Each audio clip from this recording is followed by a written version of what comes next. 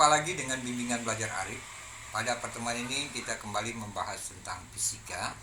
Salah satu bagian daripada ini adalah gerak parabola ya, dalam materi ya.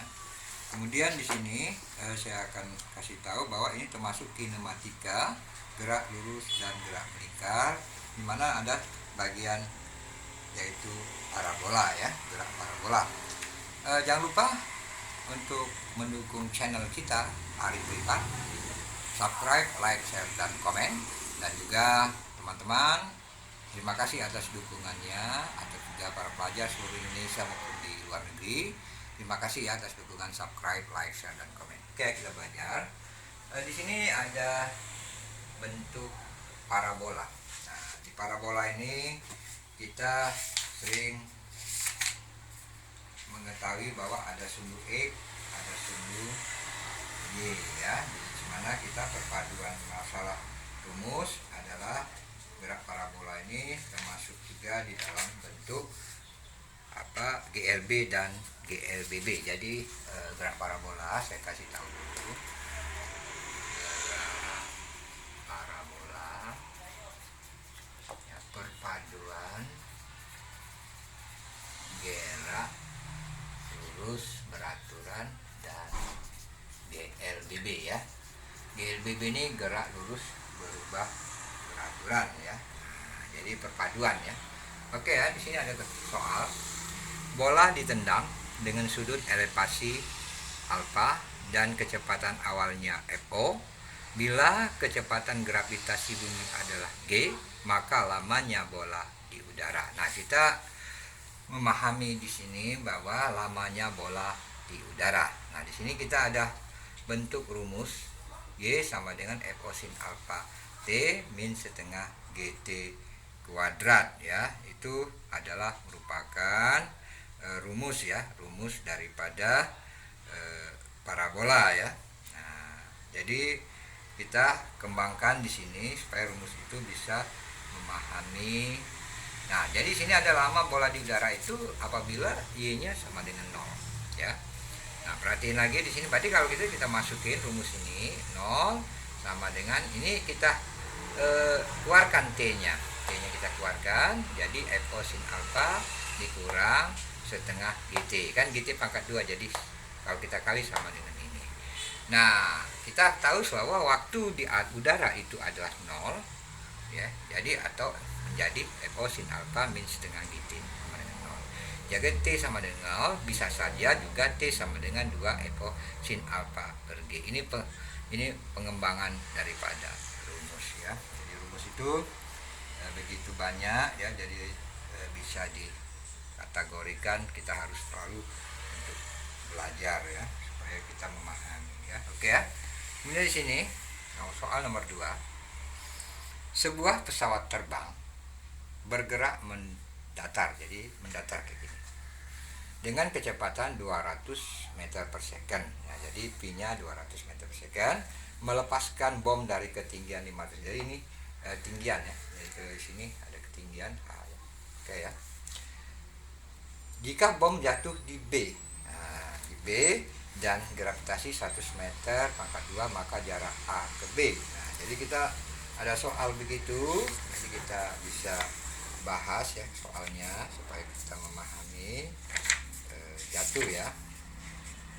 Nah, jadi kalau anak-anak bisa memahami di sini bahwa ada bentuk yang begini, maka kita akan menjawab bahwa di situ tetap rumus ini tadi saya bilang, G sama dengan FO sin theta kali T plus setengah GT kuadrat ya.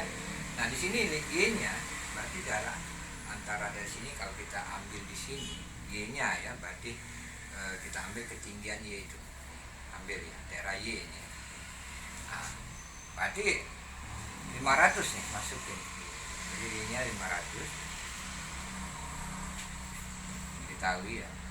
FO-nya tadi ada nih 200 meter per second. Lepaskan bom dari ketinggian jika bom jatuh di B, gravitasi yang diketahui 100 meter per second. Maka 2 ya. Nah, kita masukin jadi 500 sama dengan 200 sin theta. Nah, tegak lurus ya, theta kali T plus setengah 10. Jadi pada posisi sin 0 ya sama dengan 0 ya. Jadi masukin 500, karena 200 kali sin 0, T ini kan 0 kan. Jadi dapatlah setengah dari 10 ini. Jadi 500 sama dengan 50 T pangkat 2. Nah, jadi T ini 10S, dasarnya dari 500 dibagi daripada sekian ya. Jadi dapatlah 10 second ya. Jadi untuk memahami daripada hal ini tentu kita harus dikorek-korek. Kemudian jarak AB sama dengan X. Anggap aja dari sini A ke B ini X ya. X itu FO cos theta arah mendatar T, dimana cosnya adalah 0. Jadi X-nya 200 cos theta kali 10. Jadi 200 meter ya. Jadi di sini anak-anak perlu pemahaman ya. Jadi kalau ada rumus-rumus begini memang harus dikembangkan lebih dalam ya. Karena rumus-rumus kayak gini disesuaikan dengan keadaan. Jadi kalau pada sumbu X itu FO cos alpha ya. Jadi kalau dia untuk ini rumusnya ini ya, saya kasih tahu ya. Oke ya, lanjut ke soal nomor 3 di atas. Pada suatu tendangan bebas dalam permainan sepak bola, lintasan bola mencapai titik tertinggi 45 meter di atas tanah. Berapa lama harus ditunggu sepak bola ditendang sampai tiba kembali di tanah? Nah, ini dengan catatan kegiatan abaikan gesekan ya. Nah, pembahasan jarak mendatar yang ditempuh pada saat benda mencapai titik tertinggi. Nah, jadi kita ada jarak namanya X maksimum ya. Jadi X maksimum itu dirumuskan FO kuadrat sin 2 ya, sin alpha ya per gravitasi ya. Jadi kita masukin di situ X maksimumnya 10 akar 2 ya. Kemudian sama dengan ya FO kuadrat cos 60 ya sin 60 ya.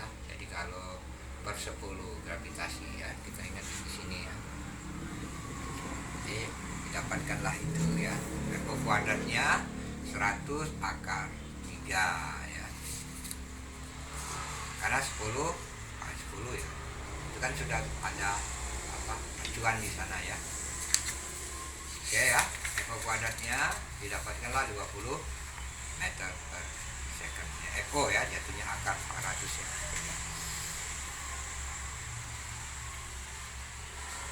Tolong di cover dulu supaya anak-anak bisa pahami.